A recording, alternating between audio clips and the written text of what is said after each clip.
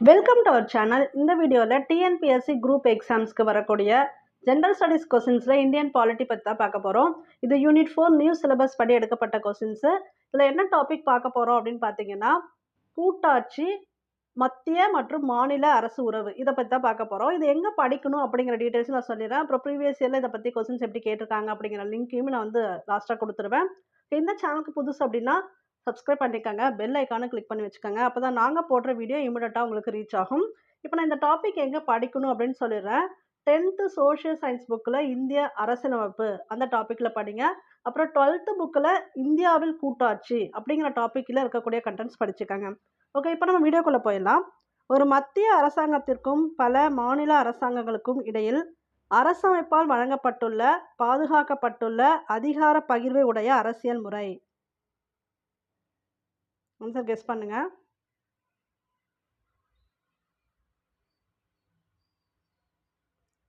கூட்டாட்சி முறை. மத்திய அரசாங்கம், மாநில அரசாங்கம் இவங்க 2 பேருக்கும் அரசமைப்பால் வழங்கப்பட்டுள்ள பாதுகாக்கப்பட்டுள்ள அதிகார பகிர்வை உடைய அரசியல் முறை என்னன்னு பார்த்தீங்கன்னா கூட்டாட்சி முறை. பின்வரும் கூற்றுகளில் எது சரி? இந்தியாவில் ஒழுங்குமுறை சட்டம் 1773 கூட்டாட்சி முறையின் தோற்றத்தை உருவாக்கியது. இந்திய அரசாங்க சட்டம் 1918 இரட்டை ஆட்சியை அறிமுகம் செய்தது. 1935 இந்திய அரசாங்க சட்டம் மாநிலங்களுக்கு சுயாட்சியை வழங்கியது. ஆன்சர் கெஸ் பண்ணுங்க.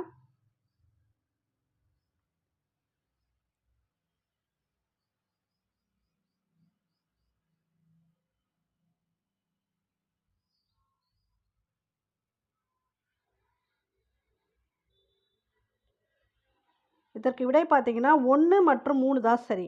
ஏன்னா 2வது பாயிண்ட் பார்த்தீங்கன்னா இந்திய அரசாங்க சட்டம் எந்த இயரில் இரட்டை ஆட்சி அறிமுகம் செய்தது அப்படின்னு பார்த்தீங்கன்னா 1919, 18 கிடையாது.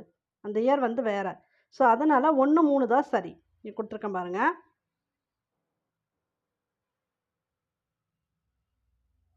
அரசமைப்பின் எந்த அட்டவணை 3 பட்டியல்களை உருவாக்கி அதிகார பகிர்வை மத்திய மாநில அரசாங்கங்களுக்கு வழங்குகின்றன?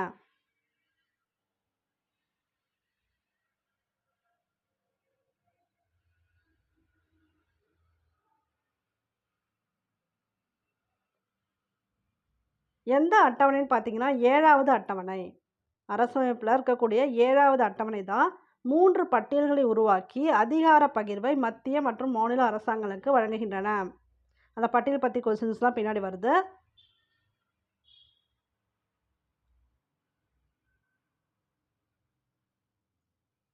இந்திய அரசமைப்பின் கூட்டாட்சி தன்மைகள் எது தவறானது? எழுதப்பட்ட அரசமைப்பு, அதிகார பகிர்வு, ஓரவை நாடாளுமன்றம், நெகிழா அரசமைப்பு, உச்சநீதிமன்றம்.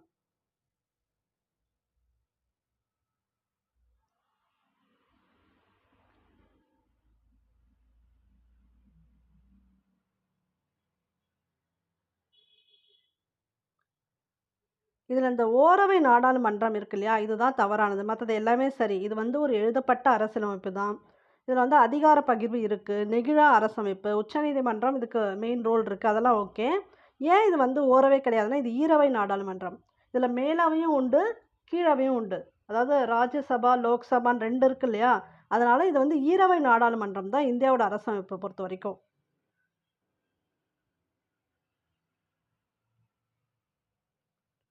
டேஷ் மாநில உரிமைகளின் நலன்களின் பாதுகாவலனாக செயல்படுகிறது.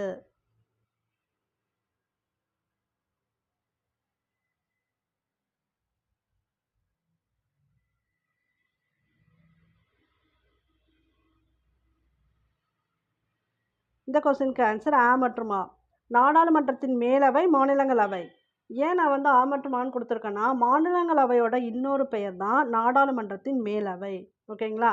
அதனால் இது 2மே பொருந்தும். இப்போ நாடாளுமன்றத்தின் கீழவை அப்படிங்கிறது மக்களவை.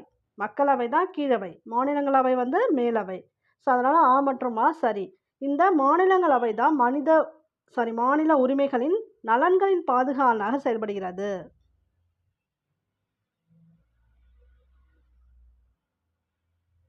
நமது அரசமைப்பின் 20வது பகுதியின் டேஷ் உறுப்பில் அரசமைப்பை மாற்றுவதற்கான சிறப்பு திருத்த சட்ட முறைகள் வழங்கப்பட்டுள்ளது. இது ரொம்ப இம்பார்ட்டண்டான கொஸ்டின். இது பார்த்துக்கங்க. எந்த உறுப்புல நம்மளோட அரசமைப்பை மாற்றுவதற்கான சிறப்பு திருத்த சட்டமுறைகள் வந்து வழங்கப்பட்டிருக்குன்னு கேட்குறாங்க.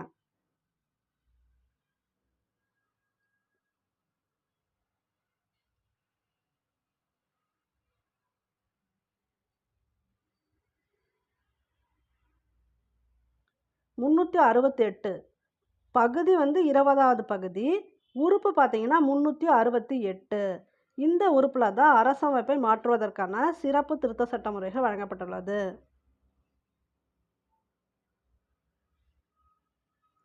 பின்வரும் கூற்றுகளில் எது சரி? இது முதல்ல படிச்சுக்கோங்க. அடுத்தது போய் பார்க்கலாம். அரசமைப்பின் 249வது உறுப்பின்படி ஒரு அதிகாரத்தை மாநில பட்டியலிருந்து மத்திய பட்டியலுக்கு மாநிலங்களவையால் மாற்ற முடியும். தேசிய நலன் கருதி மாநிலங்களவை இம்மாற்றத்தை செய்யலாம். இந்த கொஸ்டின் வந்து இப்போ ப்ரீவியஸ் இயரில் ரீசெண்டாக நடந்த குரூப் எக்ஸாமில் கேட்டிருந்தாங்க. தெளிவாக பாருங்கள். உறுப்பு 249 ஒரு அதிகாரத்தை மாநில பட்டியலிருந்து மத்திய பட்டியலுக்கு மாநிலங்களவையால் மாற்ற முடியும். அடுத்தது, வருகை தந்த உறுப்பினர்களில் 2 பங்கு பெரும்பான்மை மற்றும் மொத்த உறுப்பினர்களின் பெரும்பான்மை ஆதரவு முறையின்படி மாநிலங்களவை ஒரு தீர்மானத்தை இயற்றினால் மாநில அதிகாரத்தை மத்திய பட்டியலுக்கு 1 வருட காலத்திற்கு மாற்றலாம்.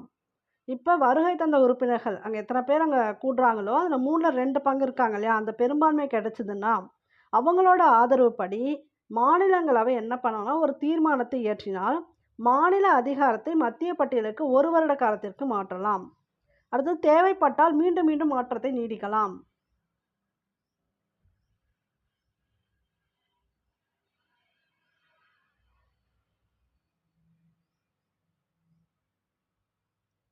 இது வந்து எல்லாமே சரி. 1, 2 மற்றும் 3 சரி. ஃபர்ஸ்ட் பாயிண்ட் வந்து எந்த உறுப்புங்கிறத மட்டும் தெளிவாக பார்த்துக்கங்க. அப்போ மாநிலங்களவைக்கு இந்த உரிமையெல்லாம் இருக்குது. அடுத்த கொஸ்டின் போயிடலாம். அரசமைப்பு 3வது மற்றும் டேஷ் உறுப்புகள் மாநிலங்களை மாற்றவும் புதிய மாநிலங்களை உருவாக்கவும் வழிமுறையை வழங்குகின்றன.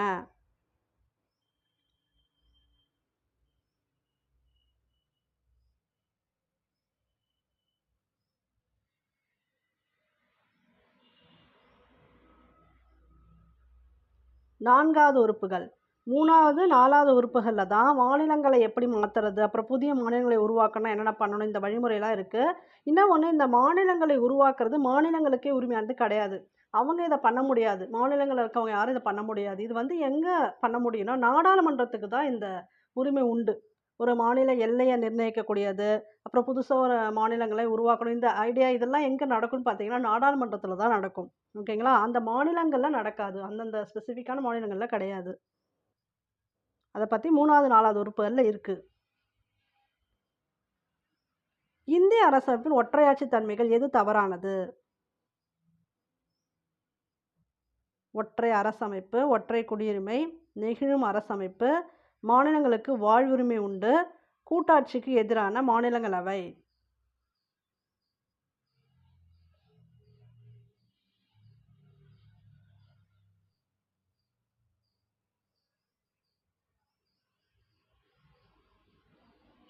இந்த மாநிலங்களுக்கு வாழ்வுரிமை உண்டுன்னு இருக்கு இல்லையா, இதுதான் தவறானது.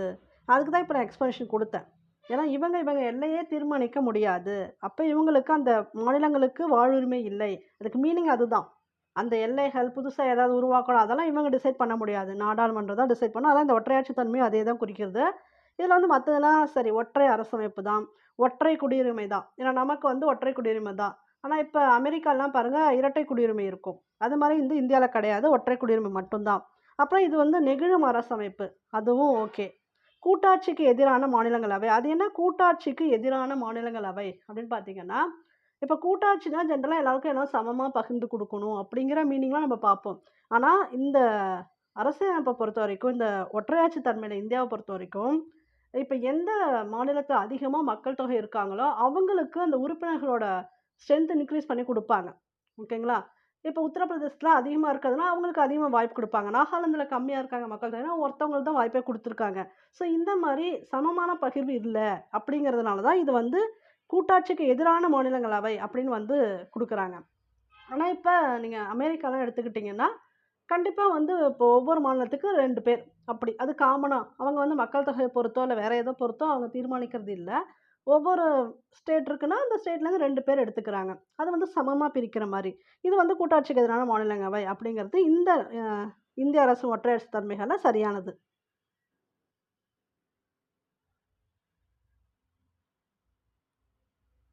அடுத்தது படிச்சு பாருங்க. அரசமைப்பின் எந்த உறுப்பின் கீழ் 2 பங்கு பெரும்பான்மை மற்றும் மொத்த உறுப்பினர்களின் அறுதி பெரும்பான்மை ஆதரவுடன் புதிய அனைத்து இந்திய பணிகளை உருவாக்கும் அதிகாரத்தை மாநிலங்களவை பெற்றிருக்கின்றது?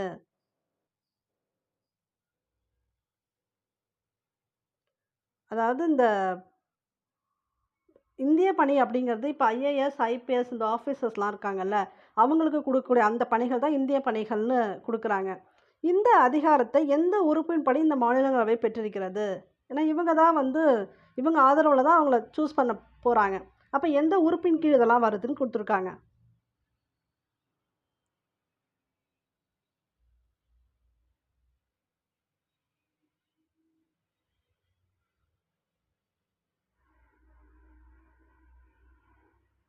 உறுப்பு 312வது.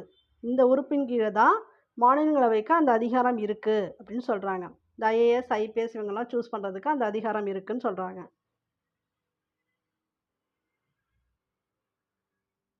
கூற்று: மத்திய அரசிற்கு சாதகமாகவும், மாநிலங்களுக்கு எதிராகவும் அதிகார பகிர்வு உள்ளதாக பல மாநிலங்கள் கூறுகின்றன. காரணம், மத்திய அரசாங்கம் மாநிலங்களை விட எண்ணிக்கையில் அதிக அதிகாரங்களை பெற்றுள்ளது. முக்கியமான அதிகாரங்களும் மத்திய அரசிடமே உள்ளன. அதிக வருமானத்தை ஈட்டித் தரும் அதிகாரங்களும் மத்திய அரசிடமே உள்ளன. நிதி ஆதாரத்திற்கு மத்திய அரசையே மாநிலங்கள் சார்ந்துள்ளன. கெஸ் பண்ணுங்க.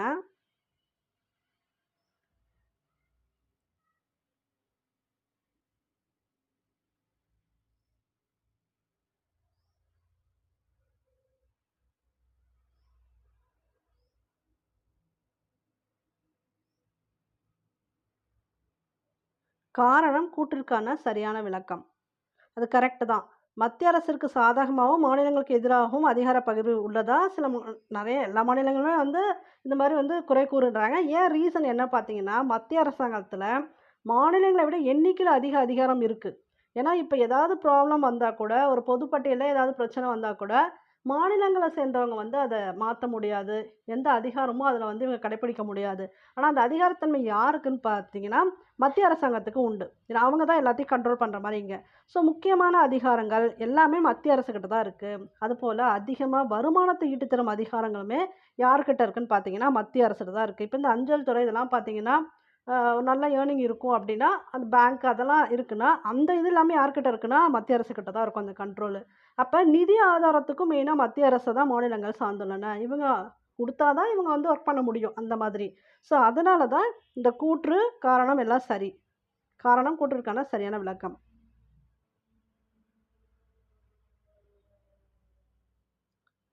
கூற்று 1. நமது அரசமைப்பின் 18வது பகுதியில் உறுப்புகள் 352 முதல் 360 வரை 3 விதமான அவசர காலங்கள் விவரிக்கப்பட்டுள்ளன. கூற்று 2. அவசர காலங்கள் அமலில் இருந்தால் கூட்டாட்சி முறை ரத்து செய்யப்பட்டு ஒற்றையாட்சி முறை பின்பற்றப்படும். மாநில உரிமைகள் பாதிக்கப்படும்.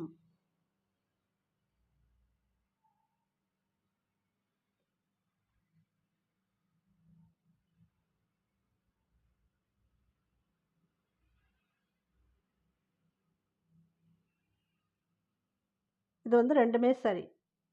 நான் ஏற்கனவே இந்த போன வீடியோலயே சொன்னேன். இப்ப மணிப்பூர்ல கூட இப்ப குடியரசுத் தலைவர் ஆட்சி தான் வந்திருக்கு. அதுல இந்த 3 சட்டம் இருக்கு இல்லையா? அவசர கால சட்டம். அதிலே இது வந்துரும். இந்த 352லேருந்து 360 இருக்கக்கூடிய சட்டத்துல அது வரும். ஓகேங்களா? இப்ப இந்த மாரி அவசர காலங்கள் இருந்துச்சு அப்டின்னா, கூட்டாட்சி முறை இருக்காது. அது இல்லாம ஒற்றையாட்சி முறை தான் அங்க வந்து பின்பற்றப்படும். அப்புறம் மாநில உரிமைகளோட வந்து இங்க அதிகமா பாதிக்கப்படும். அது வந்து கரெக்ட்டு தான்.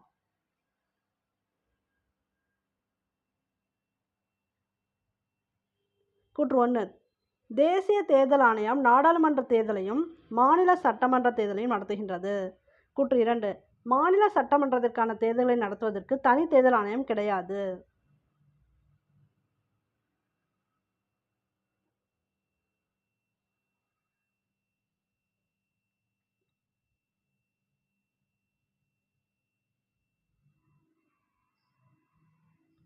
இது ரெண்டுமே சரிதான்.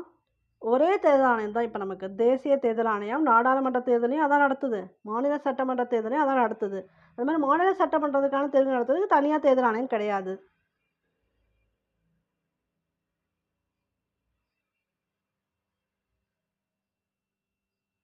சென்னையில் உள்ள மாநில தேர்தல் ஆணையம் கூட்டாட்சி முறையின் அங்கம் இல்லை. அவ்வாணையம் 73வது 74வது அரசியல் சாசன திருத்த சட்டங்கள் அடிப்படையில் சுயாட்சி அமைப்புகளுக்கு, அதாவது பஞ்சாயத்து, நகராட்சி அமைப்புகள் இந்த மாதிரி தேர்தலை நடத்துகின்றது.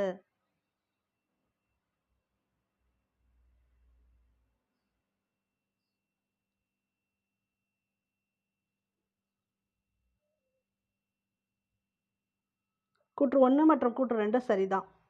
ஸோ இப்போ சென்னையில் இருக்கக்கூடிய மாநில தேர்தல் ஆணையம் கூட்டாட்சி முறை அங்கம் கிடையாது. இது எதை திருத்த சட்டம் 73வது 74வது அரசியல் சாசன திட்டம்படி பஞ்சாயத்து, நகராட்சி அமைப்புகளுக்கு தேர்தலை நடத்துகின்றது. சிஏஜி எனப்படும் தலைமை கணக்கு தணிக்கையாளர் அரசமைப்பின் டேஷ் உறுப்பின்படி தேசிய மற்றும் மாநில அளவிலான தணிக்கை அதிகாரத்தை பெற்றுள்ளார். எந்த உறுப்பின்படி?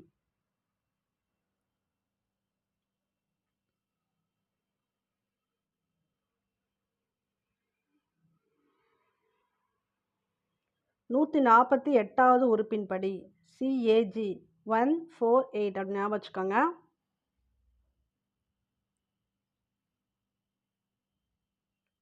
மத்திய மாநில அரசாங்கங்களுக்கு இடையே அதிகார பகிர்வு.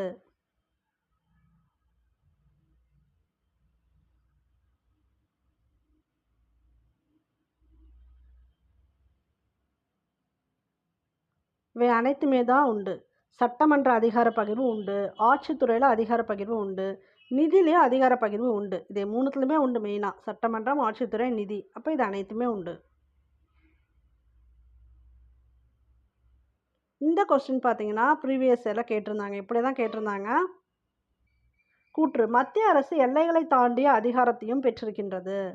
காரணம், மத்திய அரசு இந்தியாவில் மட்டுமல்ல உலகின் எந்த பகுதியிலும் வசிக்கும் இந்திய குடிமகன்கள் மற்றும் அவர்கள் சொத்துக்கள் மீதும் அதிகாரம் செலுத்துகின்றது.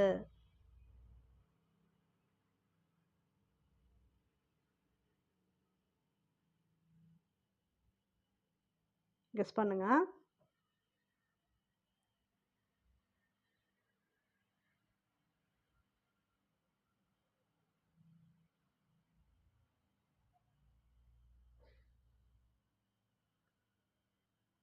இது காரணம் கூற்றிற்கான சரியான விளக்கம்.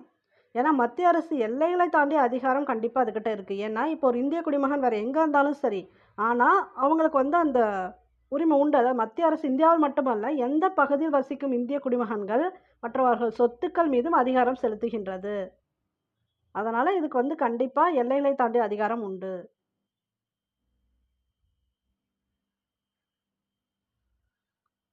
மேட்ச் பார்த்துருங்க. இது முக்கியமான ஒன்று. ஏன்னா சம்டைம்ஸ் ஏதாவது சிங்கிளாக கேட்டுருவாங்க. அதனால் பொருத்தும் போதே நீங்கள் கரெக்டாக மீன் பண்ணி பொருத்திக்கோங்க. ஆன்சர் பார்க்கும்போது தெளிவாக பார்த்துக்கோங்க.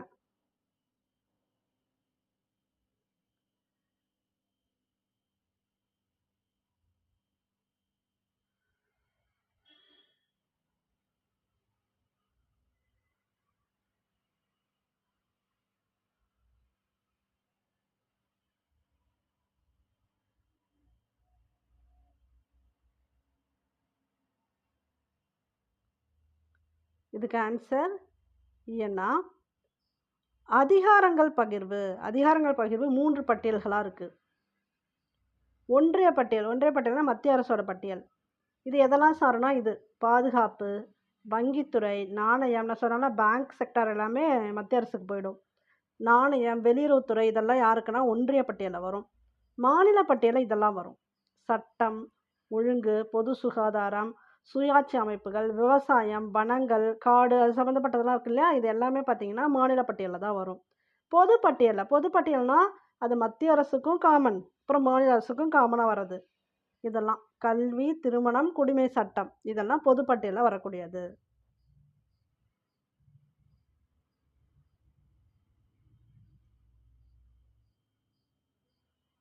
கூற்று 1 அதிகார பகிர்வை வழங்குவதில் நமது அரசமைப்பு இந்திய அரசாங்க சட்டம் 1935 பின்பற்றுகின்றது. கூற்று 2. மாநில அரசாங்கங்களின் அதிகாரம் மாநில எல்லை மீது காணப்படுகின்றது.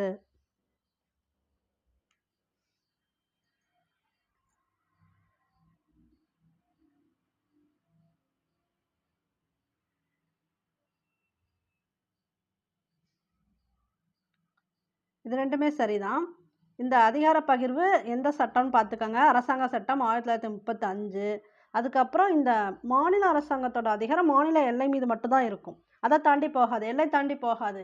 இப்போ நம்ம மத்திய அரசுக்கு பார்த்தோம்ல எல்லை தாண்டி போகணும், அது மாதிரி மாநில அரசாங்கத்துக்கு கிடையாது. அவங்க எல்லைக்குள்ளேயே தான் அவங்க வந்து எதுனாலும் டீல் பண்ணிக்கணும். அதை தாண்டி தேசிய அளவில் போக முடியாது.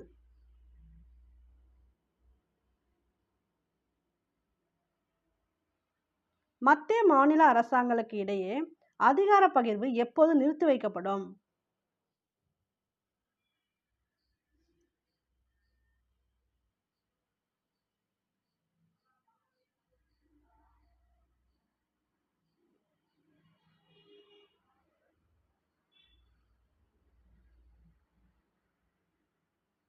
இதுக்கு ஆன்சர் பார்த்தீங்கன்னா அனைத்துமே. அதாவது சில நேரங்களில் இந்த மாதிரி மத்திய மாநில அரசாங்களுக்கு இடையே இருக்கக்கூடிய அதிகார பகிர்வு நிறுத்தி வச்சுருவாங்க. எப்போனா தேசிய அவசர காலம். தேசிய அவசர காலம்னா ஒரு வார் வருது நடந்துட்டுருக்கு நாட்டில் அப்படின்னா அந்த டைம் வந்து நிறுத்தி வச்சுருவாங்க. அப்புறம் மாநிலங்களுக்கு இடையேயான ஒப்பந்தம். 2 மாநிலங்களுக்கு இடையில ஏதோ ஒரு ப்ராப்ளம் வருது, அதை இவங்க டீல் பண்ணி ஆகணும் அப்படிங்கிற கண்டிஷன் வரும்போது கண்டிப்பாக நிறுத்தி வச்சுருவாங்க. சர்வதேச ஒப்பந்தம் அப்படி இருக்கும்போது நிறுத்திடுவாங்க. உறுப்பு 356 அவசர காலம்.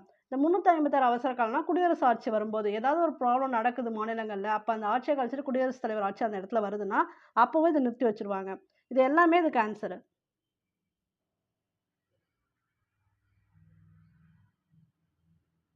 அரசமைப்பின் எந்த உறுப்பு நிதிக்குழுவின் அமைப்பை விவரிக்கின்றது? இந்த நிதிக்குழு பத்தி கொஸ்டின் கேட்டுட்டே இருப்பாங்க. எந்த உறுப்புன்னு தெளிவா பார்த்துக்கங்க.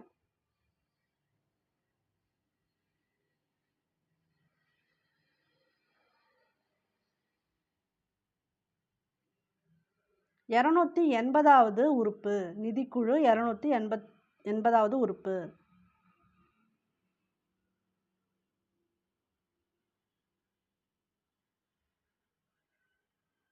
மத்திய மாநில நிதி பகிர்வில் வரி வருமான பகிர்வு பற்றிய பின்வரும் கூற்றுகளில் எது சரி? இது படிங்க. கீழே அடுத்து இருக்கு கண்டினியூஷனு.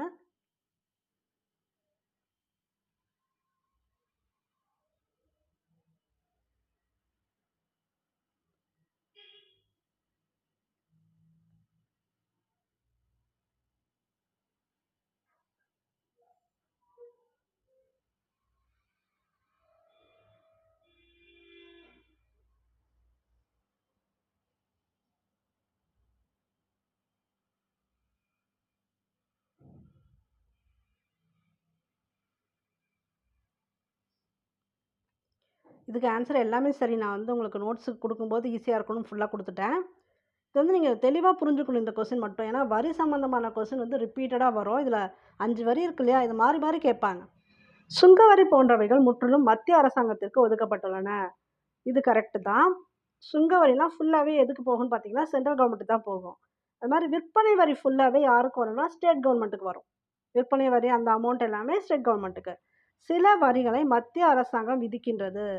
சில வரிய வந்து மத்திய அரசாங்கம் தான் விதிக்கும். இது வந்து கட்டியாகணும் அப்படின்னு கம்பல் பண்ணும். ஆனால் மாநில அரசாங்கங்கள் அந்த வரிகளை வசூலித்து பயன்படுத்திக் கொள்கின்றன. யாருக்கு போய் ரீச் ஆகும்னா நம்ம ஸ்டேட் கவர்மெண்ட்டுக்கு தான் வந்து சேரும். இப்போ இந்த கலால் வரி, முத்திரை வரி இதெல்லாம் இருக்கு இல்லையா? வரி விதிக்கிறது மத்திய அரசாங்கம். ஆனால் யூஸ் யாருக்கு போகுது அப்படின்னா மாநில அரசாங்கத்துக்கு தான் போகும். சில வரிகளை மத்திய அரசாங்கம் விதித்து வசூலிக்கிறது. அதுவே வசூலிச்சுக்கும். பட் ஆனால் அந்த வருமானம் மாநிலங்களுக்கு வழங்கப்படுகின்றன. அதை கலெக்ட் பண்ணி இவங்களே குடுத்துருவாங்க. இப்போ இந்த செய்தித்தாள்கள்லாம் வருதுல்ல, அந்த விளம்பரங்கள் மீதான வரியெல்லாம் அவங்களே அமௌண்ட் கலெக்ட் பண்ணிடுவாங்க. கலெக்ட் பண்ணிட்டு இவங்களுக்கு பகிர்ந்து குடுத்துருவாங்க. சில வரிகள் மத்திய அரசால் விதிக்கப்பட்டு, வசூலிக்கப்பட்டு மாநிலங்களிடையே பகிர்ந்தளிக்கப்படுகின்றன. அ விதிச்சிருவாங்க. அது மாரி வசூலிக்கப்பட்டதும் செஞ்சுருவாங்க. பட் யார் குடுத்துருவாங்க? ஸ்டேட் கவர்மெண்ட் குடுத்துருவாங்க. எடுத்துக்காட்டாக விவசாய வருமானம் தவிர்த்த பிற வருமானங்கள் மீதான வரி. இது எல்லாமே சரி.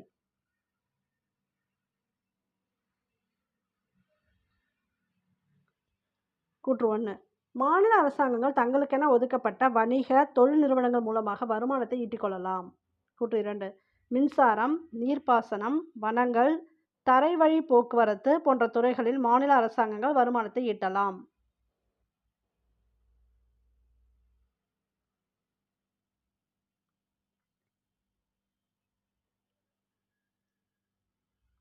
ரெண்டுமே சரி.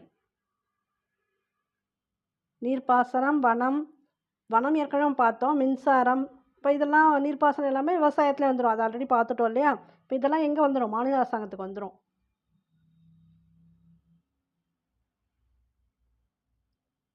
கூற்று 1, மத்திய அரசாங்கம் தனக்கான வணிக மற்றும் தொழில் நிறுவனங்களை நடத்தி வருமானத்தை ஈட்டலாம். எடுத்துக்காட்டாக தொழில் நிதி, ரயில்வே துறை, ஒலிபரப்பு, அஞ்சல் துறை. இது இதர வருமான பகிர்வு முறையில் சேரும்.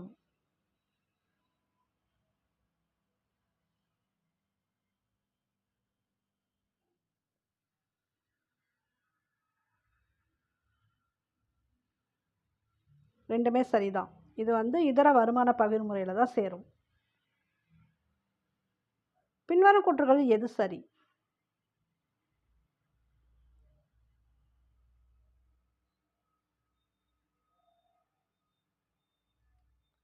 நிதிக்குழு ஒரு தலைவரையும் 4 உறுப்பினர்களையும் பெற்றிருக்கும். நிதிக்குழுவின் தலைவர் பொது விவகாரங்களில் அனுபவம் பெற்றவராக இருப்பார். நிதிக்குழுவின் 3 உறுப்பினர்கள் நிதி நிர்வாகம், பொருளாதாரம், பொது கணக்குகள் மற்றும் அரசு நிதித்துறை ஆகியவற்றில் நிபுணத்துவம் பெற்றிருப்பார்கள். நிதிக்குழுவின் 4வது உறுப்பினர் உயர்நீதிமன்ற நீதிபதியாக தகுதி பெற்றவர்.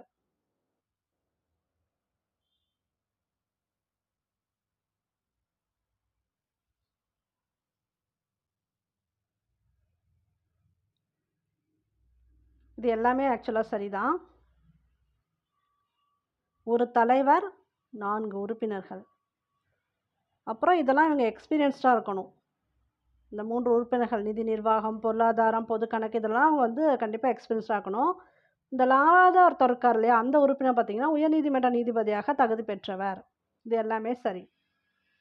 நீங்கள் இந்த 25 கொஸ்டின்ஸ்க்கு எவ்வளோ ஆன்சர் பண்ணியிருக்கீங்க அப்படிங்கிறத கமெண்ட் பாக்ஸில் போட்டுருங்க. ரெகுலராகவே வீடியோஸ் வாட்ச் பண்ணிட்டே வாங்க, உங்களுக்கு ரொம்ப யூஸ்ஃபுல்லாக இருக்கும். ஓகே, தேங்க்யூ ஃபார் வாட்சிங்.